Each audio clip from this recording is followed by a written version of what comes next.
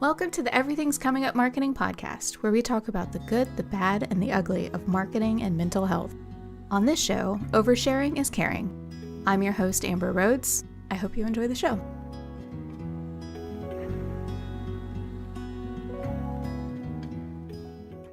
Hey y'all, I'm here today with Matt Lyman, who deals with stress by creative endeavors. Tell me more. I like to get creative. When I get stressed out, I like to think through new problems. I like to play video games that make me think. I like to do stuff with my hands, like woodworking or even just gardening. I find it can be super creative at times doing that. Sounds like you're a bit of a hobbyist. Yeah, I guess you could say that. I think I like to find things that are really fun and try not to use it as a way to shut my brain off, but a way to a way to focus on things that, you know, when the world gets out of control and you don't feel like maybe you're completing something, being able to, hey, I finished weeding the garden feels really good. Yeah. And you know, that kind of like, it makes me think of creators and how right now creators tend to be called content creators. And then it's something that's being monetized. But yours, you're playing video games, you're gardening, you're doing woodwork. I'm imagining you're not really monetizing them. They're keeping you away from work. Great point. Yeah. Uh, I'm not very good at video games. I'm okay at them, so I don't think I could. I'm not I couldn't go and the ESPN guys doing all those for money. And no, yeah, they're not monetizing any of those. I think there's been times where, I build furniture pieces or something like this shelf back here, but nothing crazy. And we've thought about, if we build a new one, do we sell the other one and offer up for $50, but not monetizing anything, just doing it for fun and trying to be creative and complete, finish something. Yeah, I love that. The idea of starting something and then finishing it. I really like jigsaw puzzles for that reason, because you can just do it, it's there, and then when it's done, it's done. And, you could glue it and hang it up, or you just push it back in the box. Yeah. Not gonna lie, I think it was New Year's. I've always liked jigsaw puzzles, but never got super into them. And then on New Year's, we were at a cabin somewhere, and they had a 1,000 piece puzzle of Starry Night, which was the most difficult thing I've ever worked on. But I was focused on it for so long. It was great. And then ended up doing another one at some point, and now we have a puzzle table, and we've gotten a couple of them, and we know all the areas around that, like a bookstore that does swaps. So we've started doing those a bit too, it's a good way to, like, hey, I want to watch a TV show, but I need to keep my hands moving and I don't want to sit on my phone. Yeah. Yeah, I find it really relaxing. I'll tell you the most difficult puzzle I ever did, because we were talking about The Simpsons before we hit Yes, we record. were. And it was a mosaic of scenes from The Simpsons that formed Homer daydreaming about a donut. And it was just like teeny little scenes that you then had to fit together to make it was such a sense of accomplishment when I finished it. I'm sure. That sounds awesome. I like the ones where you're like, we did one that was the 1990s, which was really funny because it had a few pieces of, like, musicians and things. It had like 5 scenes of Bill Clinton, but it didn't have the Backstreet Boys or NSYNC, and we were like, "What?" You could cut those down, take 2 of the Bill Clinton ones out, maybe. But it was the same sort of thing where you're like, you got those little pieces, and you're like, "Okay, who is this? Oh, is this somebody's head? Oh, yeah, okay. Oh, that's Cal Ripken Jr., the baseball player. That's his arm waving as he walks off the field." Like, it's really that stuff's really fun. It's fun. And this has been your episode of Puzzle Talk. This is where we enter the cut music, right? Where it cuts over to... Yeah, this is the transition music. A fun song. I have a fabulous transition for you, which is I'm going to ask you a question. Okay. Hey, how you doing? Okay, in transparency, you told me that was coming, and it was still just as funny as I thought it was going to be. Um, I'm doing okay. I'm doing okay, to be honest. I'm not gonna. That's the only time I'll say to be honest, because I try to practice not radical candor. I don't like that term necessarily, but radical transparency. So I'll be as authentic as I can. So I'll try not to say that again. But I'm doing okay. I'm doing okay. Been a couple. It's a busy time for everybody in um, the world. But both of us are in B2B SaaS. It's a tough time in that with looming recession. So you're just looking at all of these different things. Um, Trying to get budgets put together, right? So work is always busy in there. And I have an 8-year old and a 6-year old who are wonderful. I love them, but mom has been out of town at a conference all week, so it's been fine. But working and single dadding at the same time has been a little bit stressful. So I'm doing okay in the face of all of it. But was that longer than you needed me to go? Because No, that was great. Like, get into it. Actually, I was really excited to talk to you for the fact that you're a father. You're the first parent that I've talked to so okay, far. yeah, And I think that it's just, I know my stress is I have two cats, two dogs, which is like, they're not humans, right? I'm not like raising them. So they stress me out on the days when I feel like I can't take anymore. hmm What is it like when you're stressed out by your job and by the current market and you're still having to show up for children? I'm just getting real deep right now. yeah. No, that's a really good question. It's a really fair question. It can be difficult, especially. I think that we don't talk about it enough as parents, that how difficult it can be to do all of that. Um, my wife, her name's Molly. Her and I talk about this a lot, about how we get up in the morning, we get ready, we get them ready, they go to school, great, awesome, now we work. But then once you're done with work, you're then into the evening slash dinner routine. Then it's getting them ready for bed, because 8 and 6, like, they're still, you're still helping them with all of that, and then they go to bed, and then you're just like, okay, now what? I guess TV or something. And so you just get into that sort of loop. We have some friends that we talk about. We actually have a text thread called "Kids." Am I right? Where we just kind of go through that stuff, but you don't talk about it enough, because it's really it's taxing, emotionally, physically, and then you know getting through cold and flu season. Holy cow! Bunch of kids at school, everybody gets sick. So then I actually saw a meme the other day that was, no, I can't make plans next week because my kid has been healthy this week. Oh. So true, because like it just sort of cycles like that. So you go through all that, and then yeah, we have two cats and a dog too. I don't know, a menagerie over here. Um, and so it's just like a constant.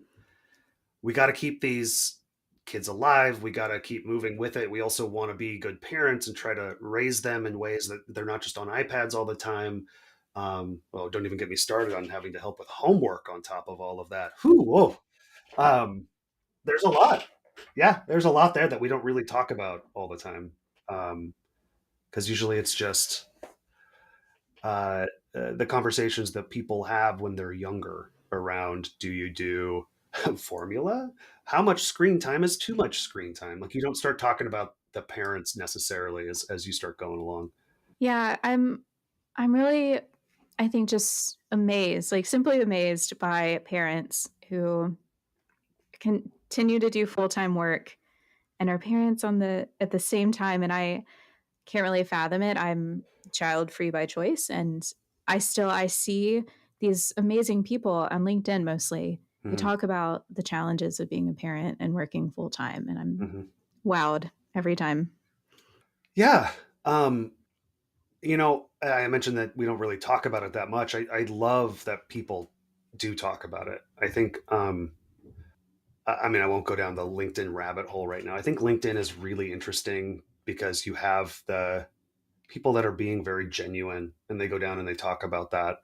Um, separating some of that from the, I don't know, just people who are trying to like spread everything. I don't even know how to explain it because I'm not trying to I'm not trying to like beat anybody down or call anybody out at all. I just think, there's times that again, I like memes. It's one of the ways that I decompress on things, but the one where it's like somebody making this story telling the story about something their kids said and the first response is they didn't say that.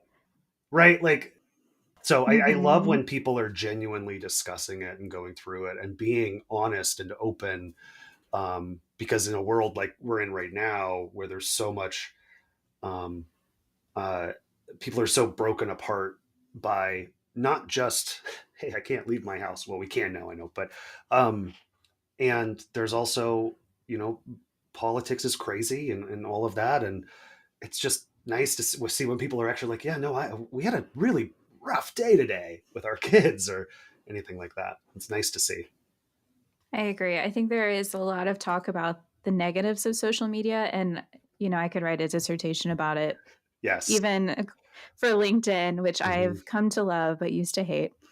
But there are the positives that I think you almost have to manufacture for yourself because you have to follow the right people Hmm. who you can learn from. And the algorithm's not just going to serve you the kinds of conversations you want. You kind of have to Right. like tweak it a little bit. Yep. Yeah, completely. I think that's spot on. You have to actually know what you're looking for and not feel bad about saying, and this goes for all of them, not just LinkedIn, right? But, I don't really need to follow that anymore. Especially if you're looking at it for specific purposes. If you follow a content creator, we'll call them that. That's what everybody is, right? If you follow a content creator who focuses on um, oh, anything. Let's just say digital marketing, right? And suddenly they start talking to you about something that you're completely not interested in, and it feels like that's the direction they're going. Let's just say I'm not into crypto. Let's just say they start talking crypto. You can unfollow them. It's okay. It's okay, Hmm. right? Like, um, we don't have to worry about hurting feelings on that because just unfollow them. You're fine. Keep yourself sane, right? Like keep your own brain happy as opposed to worrying about that. Definitely. And before this, you shared with me that one thing you kind of miss about pre pandemic is a little bit of a commute, having the Hmm. separation between a workspace and your home space. And Hmm. now that we're chatting about it, I'm thinking too about how LinkedIn, it's social media, but it's social media that's so work focused that Right. even if I'm unwinding on social media and that social media is LinkedIn, I'm literally never unwinding. It's true. Yeah, that's that's spot on, really. They I saw somebody, maybe I don't know if it was the marketing millennials or one of those where it said a marketer's brain never shuts off. And it's totally true. I think it's true because you'll sit there. I mean, I, I'll be driving around and I'll see a billboard ad and go, oh, they could have said that better. Right. Or, oh, who am I? So your brain is still there because that's what you see and you're still going through those thought processes. But like, that's a problem too, right? Because yeah, as you said, I'll jump on LinkedIn, and when you're in marketing and maybe your team, my team oversees our social media accounts, and so I have an admin access. So every now and then I'll get a notification, but it's not for me; it's for the other one, and it's for the Lean Data account, and so it's also just this like, how do you separate them and how do you hold yourself to separating them, and not to go too deep or even maybe take it off of the rail of that part of it, but there's a lot of talk about how do you set those boundaries and build those time limits in, and if you've got an iPhone you can set your time limits on social media, but I mean, let's be honest, this is a number I'm making up, let's be honest, 90% of people just hit that allow the rest of the day. Like mine pops up, oh, you've reached your time limit. I'm like, that's fine. I'm not done scrolling. So it's so hard, right? It's hard to go and actually hold yourself accountable for that. Um, Even if you look at it and say it's mental health, I'm taking care of myself by not being on here. Yeah, there's so many exit ramps, especially the like, actually don't show me the allow button because I'm gonna keep playing Candy Crush. Like it's gonna keep happening. Yeah. Yeah. Yep. Yep. Um, oh, what am I? Oh, I had been talking to you before about some work that my wife and I are doing, but I finally, I feel like I love saying it this way. I finally joined TikTok recently um, uh, to try to create some content around some work that my wife and I are doing, and I've decided that I'm definitely old man on TikTok, and it's kind of fun. And I'm trying not to scroll TikTok because I do understand the differences between US TikTok and China TikTok. I don't know if you know about that.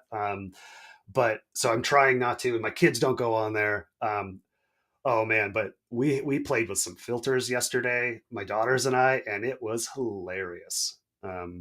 So you know, there are those, but I am definitely just old man on TikTok now, which is hey, I'm cool with it. I'm okay with it. Yeah, I'm kind of cool with not really knowing the TikTok trends because I'll jump on every once in a while and I'm like, I don't know what this means, and I'll pop back out because it doesn't suck me in. Yep, exactly, exactly. And I've actually, you know, as I've gotten used to it too, that's another one where it's like curate what you want to curate. There's going to be the stuff they toss at you, and depending on how you use it, right? And I'm not a TikTok expert at all by any means, but I've found that by only following very specific things, I am the algorithm's pretty good so far. But I don't. I've only been on it for a few months, and I haven't been spending that much time on it. So Yeah. again, old man on TikTok is welcome. That's that segment. And that concludes Old Man on TikTok. Old man on TikTok, an old lady. I actually had to look up the definition of geriatric millennial today because I was like, am I one? Because I feel like one. Not quite, but I'm like mentally, I'm there. I'm fully geriatric millennial. I am, I think 5, 6 years ago, somebody coined zillennial. Um, Mm. I'm right at the beginning of millennial. I did see the definition once though that somebody said if you can remember Reagan as president or where you were when the Challenger exploded, you can't be considered a millennial. I was like, okay, good. All right, I'm cool with that. I know because I know both of those things. I remember both of those things. Um, Oh no. What did you see the Challenger live? I did. Yeah, I did. At daycare. Yeah. Oh no. Yeah. Oh With, no. yeah. Yeah. Well, I mean, I don't think it scarred me, but I do remember where I was for sure. Yeah. I'm glad it didn't scar you. I'm glad your memory. Well, enough, enough other stuff did. That one. So, kind of speaking a little bit more on the separation between workspace and home space, you work 100% remote now. Is that correct? Correct. Correct. So, tell me what changed when it became 100% remote for you. Yeah. Um, some of it got easier, especially with kids. Um, so I live in the Seattle area, and I used to work at a company called Chef Software that was purchased at the end of 2020 by Progress Software, based out of Boston. So big difference there. But the chef office had been right down on the waterfront in Seattle. It was gorgeous. It was fun with this amazing location and a great building. And so my commute was actually relatively easy. It also helped that I worked earlier because of my commute. There was a bus that would come through my neighborhood that stopped running at like 7:30, so I had to be on that bus or I had to figure something else out. So I would go in and then I'd commute. As we were as I was going through it, I actually started meditating on the bus as I could. I would find books to read, or I would. I'm one of those. I'll come back to that. I'm one of those readers that jumps around a ton. Um, or I would just sit and listen to music or sports radio. Sometimes the droning talking of stuff is really nice. Um, Same thing on the way home. It allowed you to to decompress, yeah, sure, maybe I'd check Slack on my phone, or if you had a project going, maybe I'd pull up my computer and work. But you decompressed, you broke away from that, you walked away from the office. Even if you were going to work that night, you still had that time. Um, and so when COVID happened, well, when the shutdown happened, I mean, COVID happened. When the shutdown occurred, um, at that point, my mother-in-law was actually living with us in our basement, and so our basement makes it, it's a finished basement. In our Oh, sure. Yeah, well, no, she had a room and everything, and her own kitchen. It was essentially a mother-in-law suite. But she was living with us, and so my wife had worked for the University of Washington for 2 weeks before the shutdown happened. She had just gotten this new job. 2 weeks, everything moved remote, and our dining room turned into a double office, and which is good and bad. I was working at a bar stool for a while, sitting at a peninsula. I ended up with um, terrible back issues and had to go to the chiropractor for over a year to get it fixed. I ended up with all this stuff. Long story short, too late. Clue fans. Long story short, uh, it felt better because you could get up and get the kids going, and but then we had the kids at home learning, and we had to balance that. And then the company gets sold. I go through all of that. I actually ended up on the we were our own business unit. Ended up on that leadership team. So more stress, more struggle. We ended up there's reorganization stuff through all of that, and a lot of my team moved on, and it's just a lot. And now I'm working East Coast time. So I start working 6 o'clock to, I guess 2:30 or three, which was actually kind of nice. I mean, that part I liked, the three. Um, and it just became a struggle. So about a year ago, just over a year ago, I joined Lean Data, which is great. My mother-in-law actually found a retirement community she wanted to live in, and the week I had off in between jobs was when she moved out. It all So we completely redid our basement, and now I have an office, Ooh. which is great. I have a standing desk because you got to have that physical mindset, but it's still the mind piece, right? Um, and as I sort of said to you before, we we've lost um, that commute. Which there's also an article about that. I'll send it to you if I can find it again. That I read. I think this was actually like 2 weeks ago that I read it, where it really was talking about how that is one of the biggest issues for us right now as a remote working world, is that you don't have that time to break away. And so if you're working 9 to 5, I tend to work 8:30 to 4:30. Doesn't really matter, but I get done and either I take a break and go get my kids, or I get done and my kids are home. And either you have evening activities or you're now cooking dinner. You get everything done. You get your kids showered and cleaned up. You get them to bed. It's 7:30 and you're like, okay, well now what? I guess it's TV. I guess we're just going to hang out, and I guess whatever. And then tomorrow it's the same thing again. And as you perpetuate that, you can start feeling really bad, right? You can go into different depressive modes. You can I deal with anxiety and ADHD, and so having those, like, I can sit and I start beating myself up. I think that's one of the things I like about gardening, is I can be like, I'm going to put a podcast in, or I like sports. When baseball season comes around, I'm going to go listen to the baseball game, and I'm going to go out and rake leaves, or I'm going to go into the garage and try to build a table. I don't know, because it just is that separator that we don't get in the remote world. And by no means, I'm going to say this right now. This is big old disclaimer, big asterisk. I don't think we should go back to an in-person, like a required in-person world. I think people work better in ways that make sense for them. I am not a proponent of that ever. I think, you know, um, but I think it does make a difference to some, and I do think that specifically for me, um, seeing other humans, talking to other people, being on that commute, even just the walking, right? You get your steps in going to the bus stop. Really, really helps.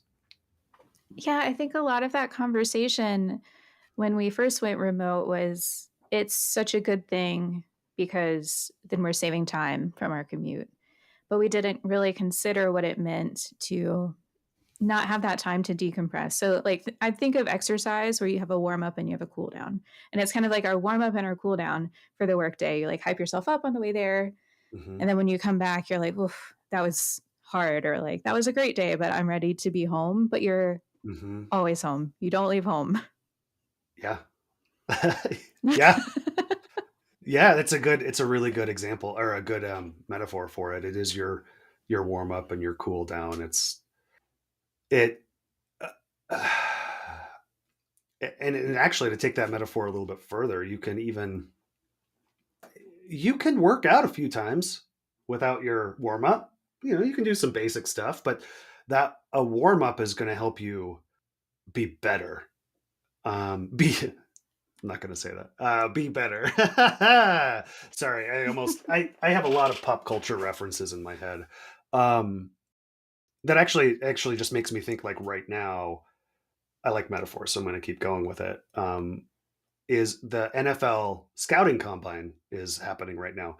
Um, I got really into sports in the well, I always loved sports when I was a kid, but I got really into them later when I could start getting into the data because that's how my brain goes.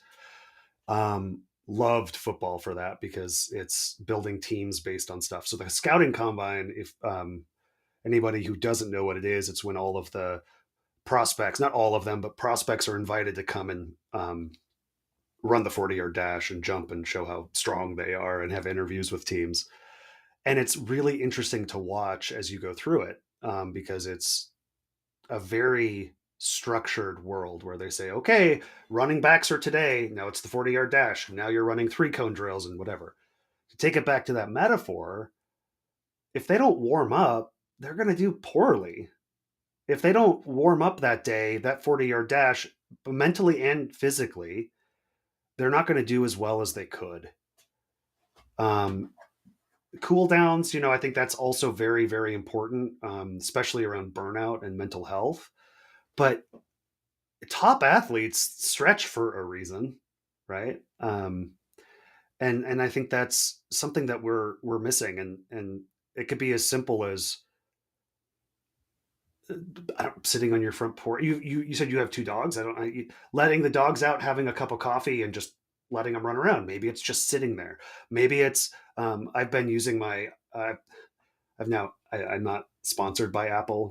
I've been using my Apple Watch to do the breathing exercise every day, just like for 5 minutes, just to sit and breathe. Um, because it's so easy just to go point A to B to C to D to E and not give yourself that time,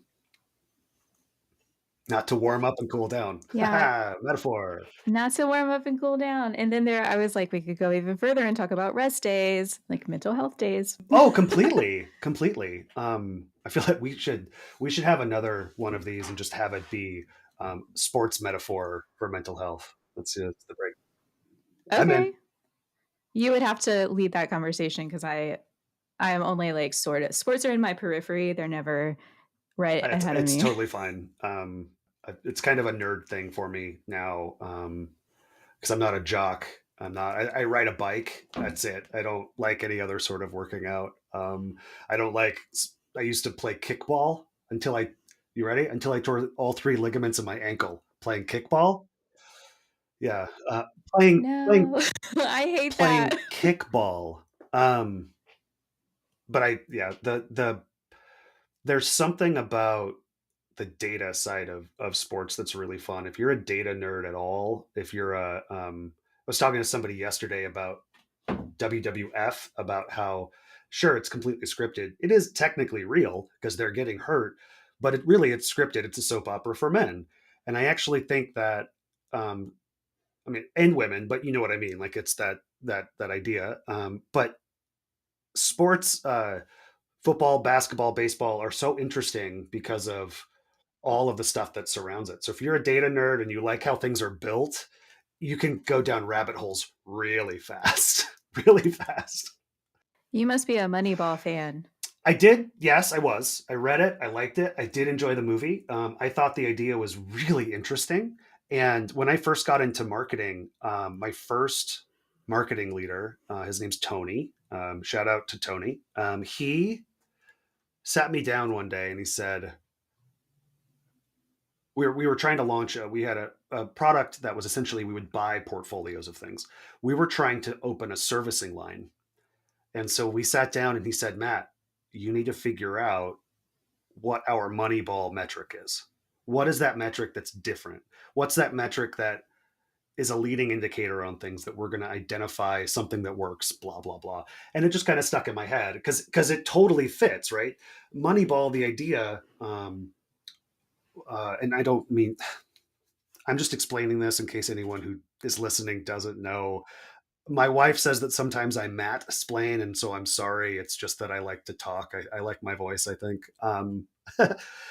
But the idea was that at a time in baseball when home runs were king, everybody was hitting home runs. You know, steroids were a big thing. Mark McGuire and Sammy Sosa were hitting home runs. The Oakland Athletics looked at it and said, we need to do something else. And they realized that other metrics, such as on base percentage, were more important. So if you could get somebody on base, that was better than a guy hitting a home run. That's very, very boiled down. And I know somebody's screaming at this right now, going, no, there's more to it. And there is more to it. But simply stated, it's the idea that it's not just about the home run metric, it's about getting those small things pieced together. Because if you can get one guy to walk and then another guy to walk, and then you get a guy to hit a single, both those guys could potentially come in. As so, my so that tied in a lot when I first started marketing on how do you do that. Sometimes it's tough because if you've got somebody looking at you saying, "I need this, I need this, I need this, I need this." If you've got if you're part of a company that's focused on lead generation versus demand generation or whatever, like it's difficult, but it's always been sort of fun with all of that data to take the Moneyball approach and try to identify what that is. Yeah, I really like that. I like that there was that real life connection for you between something that you nerd Yeah, out about in sports and then where you make your money. yeah, yeah, yeah, and it's kind of fun, right? Like I think that's what we all sort of hope for. That sort of, I guess, epiphany moment, if you will, of yeah, this is really fun. This is fun because I can dive into things and look at it. Anyone who's ever built a scoring model knows that. Like you go through and you start reviewing stuff, and you all of a sudden go, "Ooh, there it is. That's it right there."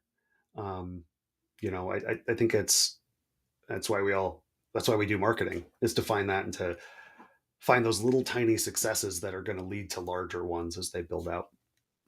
Yeah, the compounding growth Yep. Yep. idea. Yep. Yep. Mhm. I liken it to uh, those, I always forget what they're called, but the games you would play on your phone that are where you have like the city, and then you build up your city and you go and you get all the resources and then you go out and attack other cities, right? It's for again, somebody's yelling at there. It's called this. I always liken marketing to that as well. That you've got to build that base. Sure, you could go out and be super aggressive to start, and you could go out and start attacking other things, but while you're gone, somebody's attacking yours because your walls aren't up. Um, and so I think looking at things that way, like we have to have that base. And what's that base mean? Is that your content layer? Is it basic SEO? Is it basic advertising? Is it really just like knowing your audience? It sort of, when I say that, it's like it matters. It's based off of your company and your company's needs. You'll find that thing, and then you go out and you're like, "Yep, there it is. Okay, cool. That's our process, maybe." And we're going out and doing our jobs now. Yeah, I like that. Marketing is Minecraft, Sure. essentially. Yeah. Yeah. Sure. Which, by the way, if anyone wants to teach me how that game works, because my 6-year-old is really into it, but she doesn't know. She like trying to figure it out. And she's like, Dad, I need help. I'm like, I have no idea what's happening. You're just dig or something, right? Just dig. You just dig through to the center of the earth. You just mine Yeah. things and then you craft them. Oh, so it's not just a clever name. Those are the rules. So I cannot let you get away without talking about something that you're really passionate about, inclusive education practices and advocacy for those. Mm-hmm. Can you tell me just like the brief summary of why this is so important for you? Yeah. Thank you, first of all. Brief summary. If anyone on my We're team just on a listens time to limit. this, yeah, I know. If my team listens to this, they're gonna laugh so hard at that sentence. So a brief summary. My 8-year-old daughter was born with Down syndrome. She is, and this is not me adding qualifiers to anything. She's awesome. Kids are awesome. Every kid learns differently. Every kid grows differently, processes things differently. Every kid. Um, we found out about a month before she was born that she was going to have Down syndrome. So there were no hard markers anywhere. We hadn't done any testing. Um, and when we were told that there was a potential or a possibility, the doctor, it was an ultrasound. The doctor at the ultrasound looked like he was going to cry, and we were like, "Okay, that's a good way to really set us up for success here."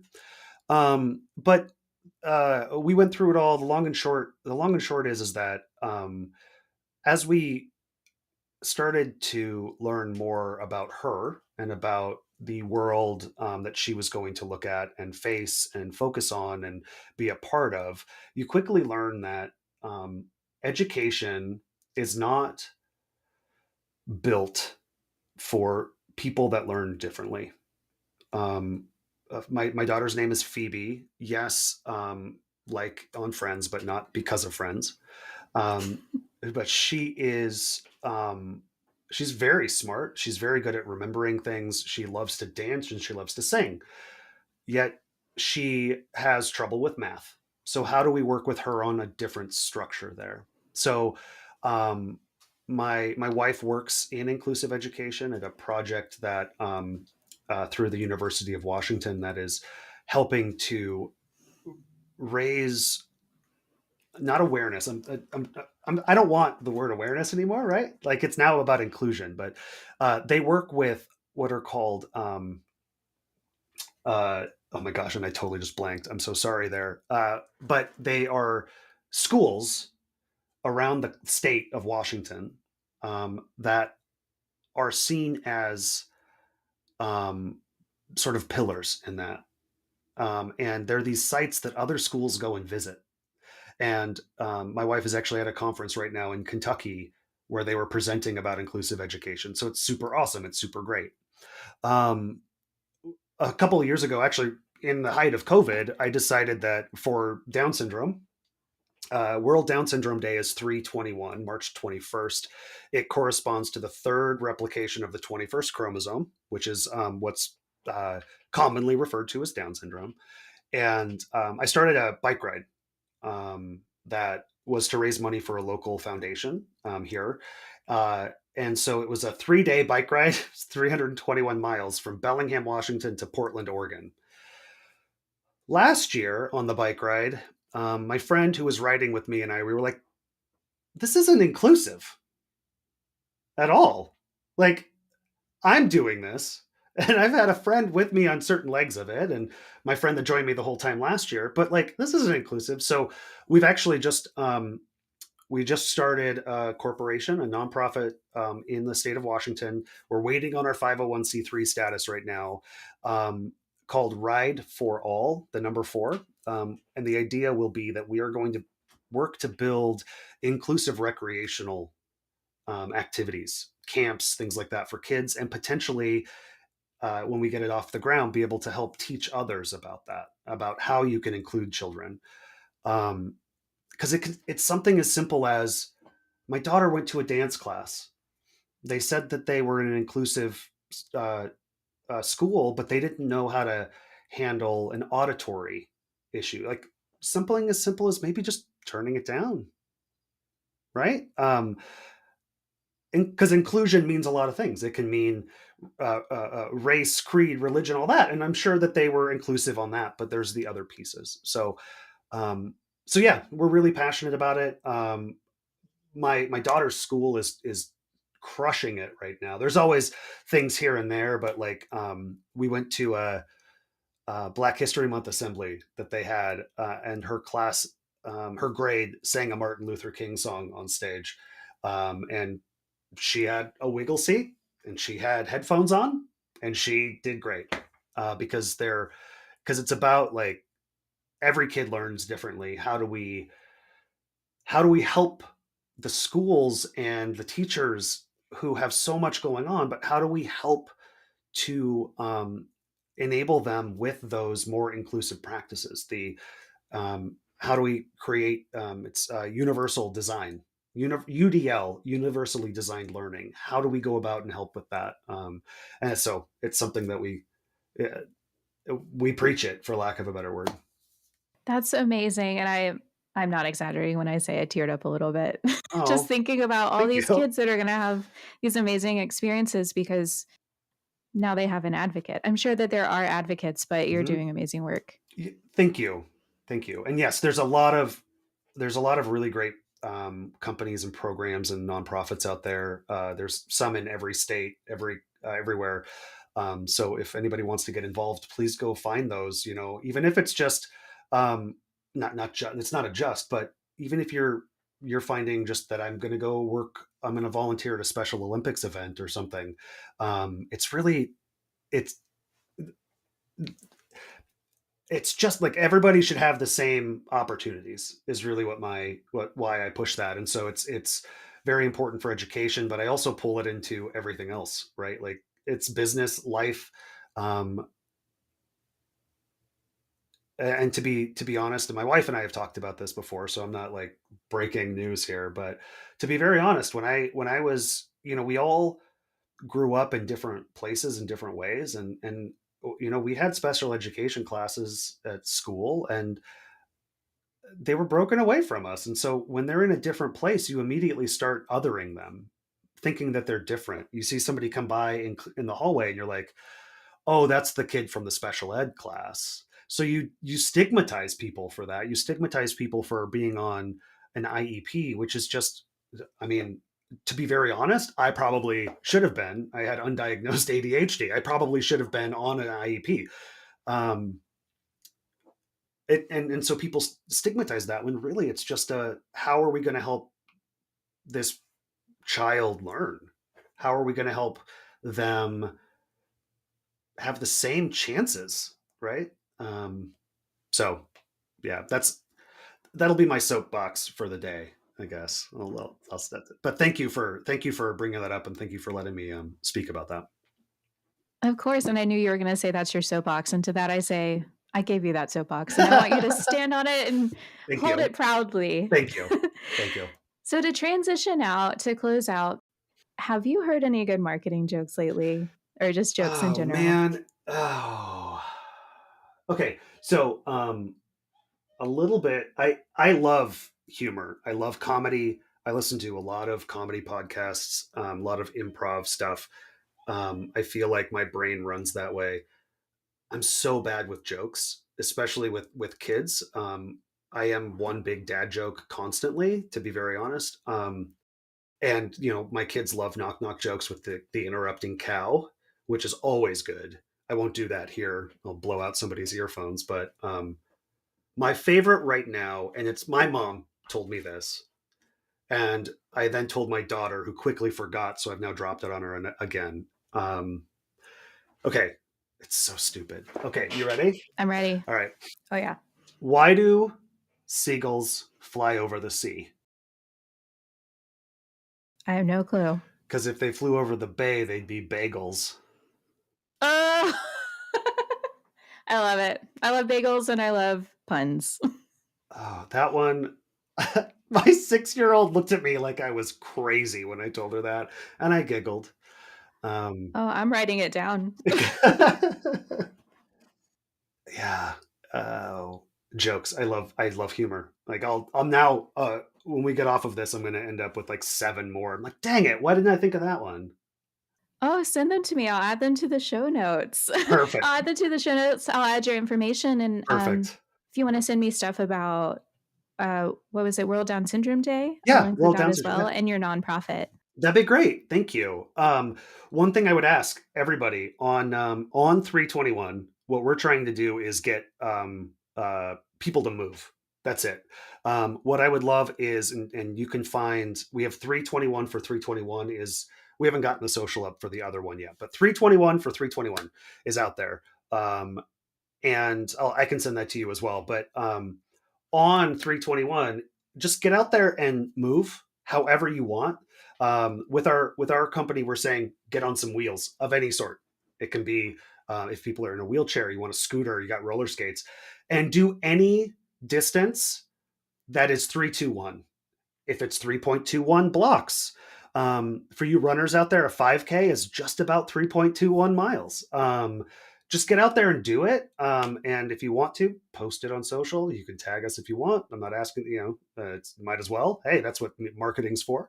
But really, and again, it's not about awareness. It's about including everyone and showing that it doesn't matter. Um, if you have a different ability, you can still go out and do that stuff and still go out and have a great time and still go out and enjoy life and get up and move. And so that's kind of what we're hoping to do there. Yeah, let's all get up and move on 321. Works for me. Yeah. Thanks for being here, Matt. I really appreciate it. Thank you. Thank you so much.